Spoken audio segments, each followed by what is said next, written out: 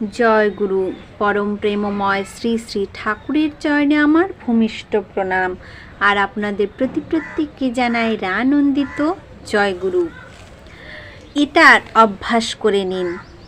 কার অভ্যাস করতে হবে জানেন? কি এমন অভ্যাস করতে হবে যা করলে বহু আপদ বিপদ বিভ্রান্তি সব কিছু এক নিমেষে দূর হয়ে যাবে। আজকে এই নিয়েই আলোচনা করব। পরিবেশ পরিস্থিতি ভালো করে লক্ষ্য করতে হয়। বাইরের পরিস্থিতি দেখার সাথে সাথে নিজের ভেতরের পরিস্থিতিও দেখতে হয়। মানুষের মন যতখানি বিষয়ে আসক্ত থাকে ততখানি পরিস্থিতির কাবেজে পড়ে। আবার ইষ্টে যত আসক্ত হয় পরিস্থিতিও তত নিয়ন্ত্রণে আসে। আমি তো এই বুঝি, সাধনা মানেও তাই ইষ্টকেন্দ্রিক হয়ে চলার মাধ্যমেই সাধনা সিদ্ধ হয়। পবিত্র দীক্ষা নেওয়ার সময় করি কি, পরম দয়াল শ্রী শ্রী ঠাকুরকে ইষ্টরূপে স্বীকার করে নিয়ে তার অনুশাসনবাদ মেনে চলার সংবেদনী সংকল্প গ্রহণ করি। তিনি যে সর্বশক্তিমান, ত্রিকালজ্ঞ, অভ্রান্ত, এ বিশ্বাস যদি ঠিক থাকে তাহলে এগুলো হৃদয় দিয়ে গ্রহণ করে উপলব্ধি করি বা না করি বুঝের মধ্যে এসে যায়। যেখানেই থাকি না কেন ভিতরের পরিস্থিতি ঠিক থাকে।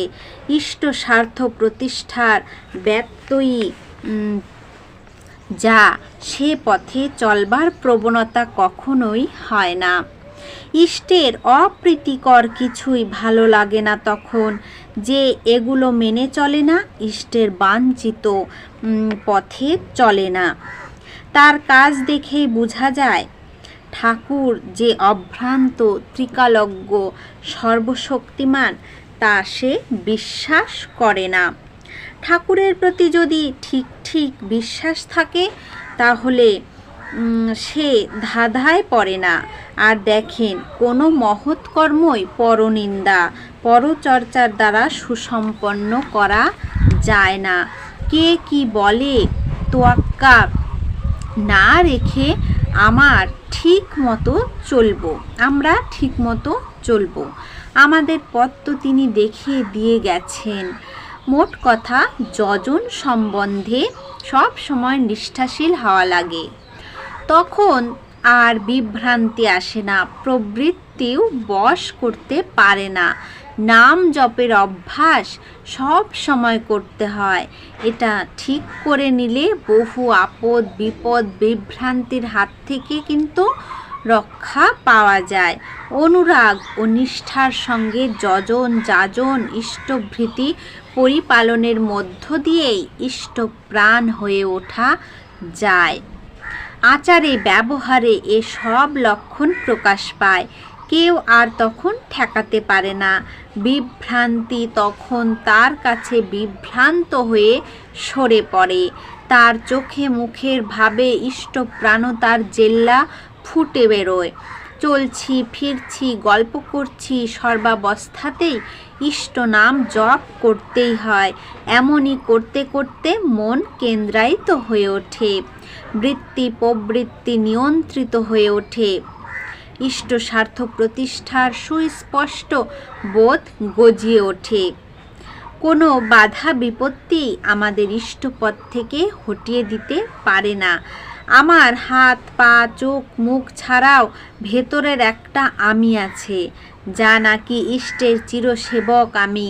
অনুরাগ সন্দীপী নাম ধ্যানের মধ্য দিয়ে তা ফুটে উঠলে বাইরের বাধাগুলি সব অকিঞ্চিৎকর রহস্য বলে মনে হয়। ছোট ছেলে মেয়েদের পুতুল খেলার সময় দেখনি, খেলাধুলো নিয়ে মারামারি খামচি কান্নাকাটি করে। বড় যারা তারা সে সব দাঁড়িয়ে দেখে উপভোগ করে, পরে আবার সব মিটিয়ে দেয়। তেমনি ইষ্টের চিরসেবক আমির স্ফুরণ হলে সংসারের হাসি কান্না বাধা বিপত্তি ইত্যাদি সব অকিঞ্চিৎকর ও রহস্য বলে মনে হয়। আমাদের সকলের একান্তভাবে ইষ্টনিষ্ঠ হয়ে চলা দরকার।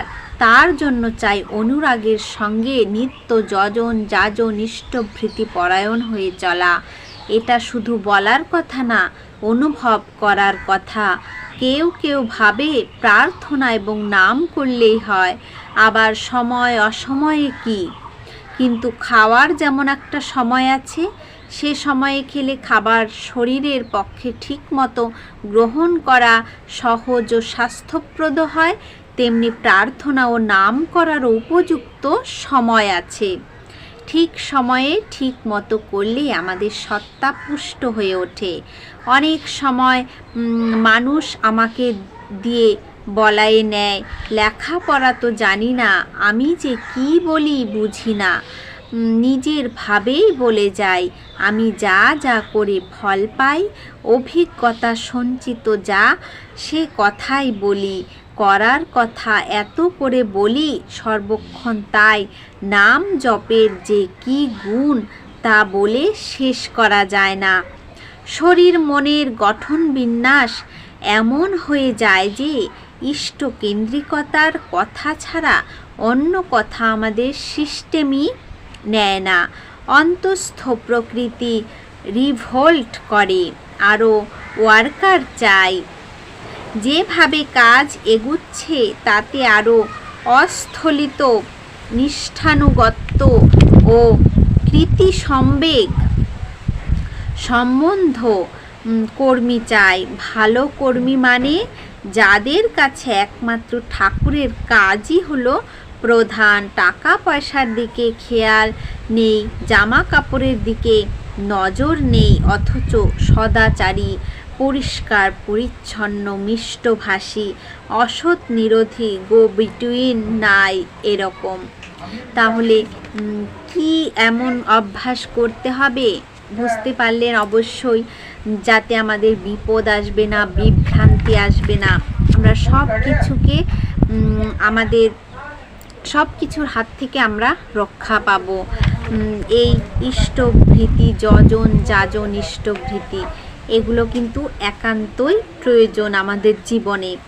আর এগুলো যদি আমরা নিষ্ঠাভাবে সম্পূর্ণভাবে ভালোভাবে করতে পারি, তাহলে আমাদের বিপদ আপদ কোনো দিনও হাতছানি দিতে পারবে না।